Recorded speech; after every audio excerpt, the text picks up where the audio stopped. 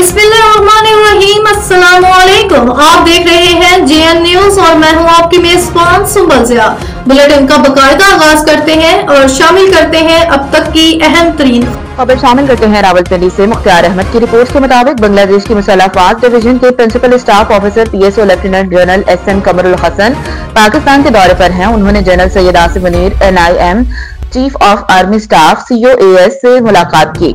Headquarter GHQ Rawalpindi. अपनी मुलाकात के दौरान दोनों ने खत्ते में उभरती हुई सलामती की हरकियात पर वसी तबादला ख्याल किया और दो तरफा फौजी ताउन को बढ़ाने के लिए मजीद रास्ते तलाश किए। COAS और PSO ने मजबूत दिफाई ताल्लुकात की अहमियत पर जोर देते हुए इस बात पर जोर दिया कि दोनों बरादर ममालिक के दरमियान पायदार शराकत दारी को बैरूनी असरात के खिलाफ लचकदार रहना चाहिए।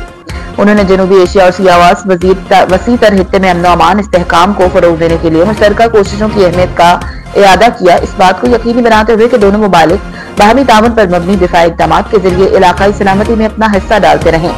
लेफ्टिनेंट जनरल कमरुल हसन ने पाक फौज की गैर मामूली पेशावराना महारत की तारीफ की और दहशतगर्दी के खिलाफ अनथक जंग में मुसल्लह अफवाज की जानिब से दी गई बेपनाह कुर्बानियों का एतराफ करते हुए कहा कि इनकी कोशिशें हौसले और अज़्म की रोशनी का काम करती हैं।